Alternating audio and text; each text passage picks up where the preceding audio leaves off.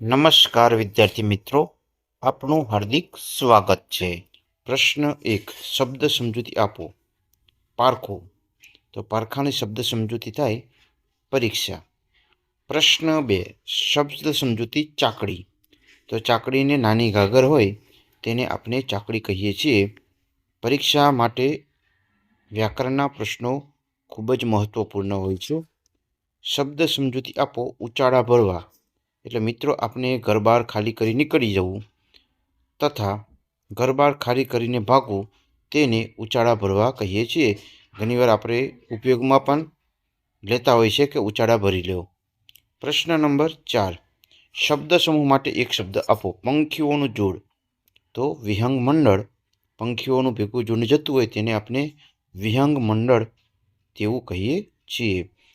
પ્રશ્ન નંબર 5, ધોરણ 3ના કલશોર પાઠ્યપુસ્તકમાં કુલ કેટલા એકમો આપેલા છે? તો ધોરણ 3ની અંદર 10 એકમ આપેલા છે. ધોરણ 4ની અંદર પણ 10 એકમ આપેલા છે. ધોરણ 5માં પણ 10 એકમ આપેલા છે. એટલે મિત્રો 3 ગુજરાતી પાઠ્યપુસ્તકની અંદર 10 એકમોનો અભ્યાસ કરાવવાનો થાય છે. હવે પછીના ખૂબ મહત્વપૂર્ણ પ્રશ્નો છે. પ્રશ્ન 8, ધોરણ 3ના કલશોર પાઠ્યપુસ્તકના પાનાની સંખ્યા કેટલી છે? તો અગાઉની ઘણી બધી પરીક્ષાઓની અંદર આ પ્રકારના પ્રશ્નો આવી ચૂક્યા છે. તો પાનાની સંખ્યા છે 168. પ્રશ્ન 9, ધોરણ 4 કુહુ પાઠ્યપુસ્તકમાં પાનાની સંખ્યા કેટલી છે? તો 180 ધોરણ 4ના પાઠ્યપુસ્તકના પાનાની સંખ્યા છે. તેવી જ રીતે ધોરણ 5ના પાઠ્યપુસ્તકના પાનાની સંખ્યા 188 છે મિત્રો. પ્રશ્ન નંબર 11, ધોરણ 3 પાઠ્યપુસ્તકનું મુખપૃષ્ઠ કેવું છે? તો ઘણીવાર આ પ્રકારના પ્રશ્નો પણ પરીક્ષાની અંદર લેવાતા હોય છે. તો ધોરણ 3નું જે પાઠ્યપુસ્તક છે તેની અંદર બગીચામાં રમત રમતા બાળકોનું ખૂબ જ સુંદર, બાળકોને ગમે તેવું ચિત્ર આપેલું છે. પ્રશ્ન 12, ધોરણ 4 કુહુ પાઠ્યપુસ્તકનું મુખપૃષ્ઠ કેવું છે? તો ધોરણ 4નું જે પુસ્તકનું મેઇન પેજ છે તેના ઉપર વૃક્ષ ઉપર બેઠેલ માદા કોયલનું ચિત્ર આપવામાં આવ્યું છે. પ્રશ્ન 13, ધોરણ 5 કેકારવ પાઠ્યપુસ્તકનું મુખપૃષ્ઠ કેવું છે? તો કેકારવનું મુખપૃષ્ઠ છે રાષ્ટ્રીય પક્ષી મોરનું ખૂબ જ સુંદર મજાનું ચિત્ર આપવામાં આવ્યું છે. પ્રશ્ન નંબર 14, ધોરણ 3 કલશોર પાઠ્યપુસ્તકમાં એકમની શરૂઆત શેનાથી થાય છે? તો ધોરણ 3ની અંદર તમામ એકમની અંદર સૌ પ્રથમ બાળકોને ગીતડું ગાઈને કરવાની થાય છે. એટલે મિત્રો ખૂબ જ યાદ રાખજો, ગીતડું. પ્રશ્ન નંબર 15, કુહુ પાઠ્યપુસ્તકમાં પુનરાવર્તનને બદલે શું મૂકવામાં આવ્યું છે? તો મિત્રો યાદ રાખવા જેવી બાબત છે કે પુનરાવર્તનને બદલે હવે તેની જગ્યાએ ફરી એક લટાર 1થી 5 એકમ પછી દરેક એકમના બાદ 5 એકમ બાદ ફરી એક લેટાર આવું મૂકવામાં આવ્યું છે. પ્રશ્ન નંબર 16, ધોરણ 4 કુહુ પાઠ્યપુસ્તકમાં અનુચિંતનને બદલે શું મૂકવામાં આવ્યું છે? તો જવાબ છે તને સાંભળે રે તેવું મૂકવામાં આવ્યું છે. પ્રશ્ન નંબર 17, ધોરણ 3થી 5માં એકમ પૂર્ણ થતાં ટિપ્પણી કે શબ્દાર્થને બદલે શું મૂકવામાં આવ્યું છે? તો તેની અંદર ટિપ્પણી અને શબ્દાર્થ આપણે ભણતા ત્યારે તેવું આવતું, હવે લગભગ સરખા શબ્દો તેવું મૂકવામાં આવે છે. હવે પછીના પ્રશ્નો ખૂબ જ બધા અગત્યના આવે છે. કવિ અને લેખકના નામ અહીં વિદ્યાર્થી મિત્રો લેવામાં આવે છે. જો મિત્રો વિડીયો પસંદ આવતો હોય તો એક લાઇક જરૂરથી કરી દેશો. પ્રશ્ન 18, ટીકુબેનને તો વાંચનના શોખીન, કાવ્યના કવયિત્રી કોણ છે? તો આ કાવ્યના કવયિત્રી છે હર્ષવી પટેલ. પ્રશ્ન નંબર 19, પેલા પંખીને જોઈને મને થાય કાવ્યના કવિ કોણ છે? તો આ કાવ્યના કવિ છે પિનાકિન ત્રિવેદી. પ્રશ્ન નંબર 20, પતંગિયાને આંગળી અડાડશો ના ભાઈ કાવ્યના કવિ કોણ છે? તો આ કાવ્યના કવિ છે પૂંજાલાલ. પ્રશ્ન નંબર 21, આંગળાનો જાદુ કાવ્યના કવિ કોણ છે? તો તેના કવિ છે પ્રકાશ પરમાર. પ્રશ્ન 22, મારા ફળિયાને લીમડે પોપટ રમે કાવ્યના કવિ કોણ છે? તો આ કાવ્યના કવિ છે સ્નેહ રશ્મિ. પ્રશ્ન નંબર 23. ટપુ નામે હતો કાચબો ગીતના ગીતકાર કોણ છે?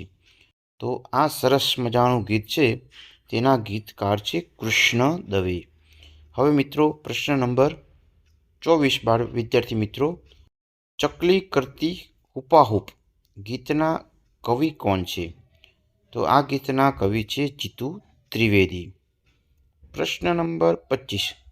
ઝાડની સાથે દોસ્તી મારે ઝાડની સાથે દોસ્તી મારે ગીતના ગીતકાર કોણ છે? તો આ ગીતના ગીતકાર છે સુરેશ દલાલ. સુરેશ દલાલ યાદ રાખી લેજો વિદ્યાર્થી મિત્રો, સુરેશ દલાલ. પ્રશ્ન નંબર 26. મમ્મી મમ્મી ફોટો પાડો કાવ્યના કવિ કોણ છે? તો આ કાવ્યના કવિ છે ખોડાભાઈ પટેલ.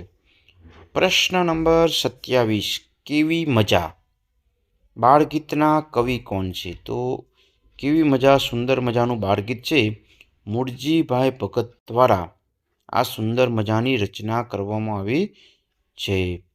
પ્રશ્ન નંબર 28. એક ચણો ખાડામાં પડ્યો આ કાવ્યના કવિ કોણ છે? તો આ કાવ્યના કવિ છે રમેશ પારેખ. પ્રશ્ન નંબર 29. હુરે હુરે અક્ષયજીને દાંત આવ્યા કાવ્યના કવિ કોણ છે? તો આ કાવ્યના કવિ છે ઉદયન ઠક્કર. હવે મિત્રો પ્રશ્ન નંબર 30. મારે પૂછવાથી એક બે સવાલ કાવ્યના કવિ કોણ છે? જીગર જોશી. પ્રશ્ન નંબર 31. ભાઈ બહેન કાવ્યના કવિ કોણ છે? તો વિદ્યાર્થી મિત્રો ભાઈ બહેન કાવ્યના કવિ છે બાલ મુકુંદ દવે. વિદ્યાર્થી મિત્રો ચેનલને સબસ્ક્રાઈબ અને વિડીયો પસંદ હોય તો તેને લાઈક અને કોમેન્ટ કરવાનું ભૂલતા નહીં. પ્રશ્ન નંબર 32. સોનાવરણી સીમ બની કાવ્યના કવિ કોણ છે? નાથાલાલ દવે. પ્રશ્ન નંબર 33. ધમાચકડી કાવ્યના કવિત્રી કોણ છે? તો આ કાવ્યના કવિત્રી છે નીતા રમૈયા. પ્રશ્ન નંબર 34. અંતર મંતર જંતર કાવ્યના કવિ કોણ છે? બધા વિદ્યાર્થી મિત્રો પોતાના અભ્યાસકાળ દરમિયાન આ સુંદર મજાનું બાળગીત કવિતા સાંભળી જશે, તો તેના કાવ્યના કવિ છે મહેન્દ્ર જોશી. પ્રશ્ન નંબર 35. ખિસકોલીબેન ઉઠ્યા કાવ્યના કવિ કોણ છે? તો આ કાવ્યના કવિ છે ચંદ્રકાંત શેઠ. હવે પ્રશ્ન નંબર 36. નાગદમન કાવ્યના કવિ કોણ છે? નરસિંહ મહેતા. આ સુંદર મજાનું કાવ્ય જળ કમળ છોડી જાણીવાળા એના નાગદમન કાવ્ય કવિ છે નરસિંહ મહેતા. પ્રશ્ન નંબર 37. મકોડાભાઈ ગોળ બનાવતા શીખ્યા પાઠના લેખક કોણ છે? તો તેના લેખક છે રમણલાલ સોની. ખદુક ખદુક ગોળા ખદુક કાવ્યના કવિ કોણ છે? રમણલાલ સોની. પ્રશ્ન નંબર 39. અષાઢી સાંજના અંબર ગાજે કાવ્યના કવિ કોણ છે? તો ઝવેરચંદ મેઘાણી. રાષ્ટ્રીય શાયર ઝવેરચંદ મેઘાણી. પ્રશ્ન નંબર 40. લુચ્ચો વરસાદ વાર્તાના લેખક કોણ છે? તો મિત્રો લુચ્ચો વરસાદ એકમ આવે ત્યારે આપણને આપણું બાળપણ 100% યાદ આવે છે. તો આ કદાચ પરીક્ષાની અંદર આવી પણ શકે. તો તેના લેખક છે કાકા સાહેબ કલેક્ટર. તો આપણા બાળપણની યાદ આવતી હોય તો વિડીયો માટે એક લાઈક જરૂરથી કરશો. પ્રશ્ન નંબર 41. રોજ સવારે ધીંગા મસ્તી કાવ્યના કવિ કોણ છે? ઉદયન ઠક્કર. પ્રશ્ન 42. તડકો પાઠના લેખક કોણ છે? ચીનુ મોદી. પ્રશ્ન નંબર 43. મેથી પાક પાઠના લેખક કોણ છે? મેથી પાક બધાને જીવનની અંદર ક્યારેક ક્યારેક મળ્યો જશે, તો તેના લેખક છે પ્યોતર માન્તે ફેલ. તેના લેખક છે. પ્રશ્ન નંબર 44. અચરજ પાઠના લેખક કોણ છે? મધુરાય. પ્રશ્ન 45. સિંહની પરાક્રમ કથા કાવ્યના કવિ કોણ છે? તો રમણલાલ સોની. પ્રશ્ન નંબર 46. ચાલો નીકળીએ પ્રવાસમાં કાવ્યના કવિ કોણ છે? તુષાર શુક્લા. ખૂબ જ મહત્વપૂર્ણ પ્રશ્ન. પ્રશ્ન 47. હાલો કેસુડાના ફૂલ વીણવા કાવ્યના કવિ કોણ છે? મહેન્દ્રભાઈ જોશી. પ્રશ્ન નંબર 48. ડુંગર દાદાની દીકરી કાવ્યના કવિ કોણ છે? તો ઈશ્વરલાલ જોશી. પ્રશ્ન નંબર 49. સપના રે સપના હે કોઈ અપના કાવ્યના કવિ કોણ છે? તો આ કાવ્ય ગુલજાર દ્વારા લખવામાં આવ્યું છે. છેલ્લો અને અંતિમ પ્રશ્ન છે. પછી પ્રશ્ન નંબર 50.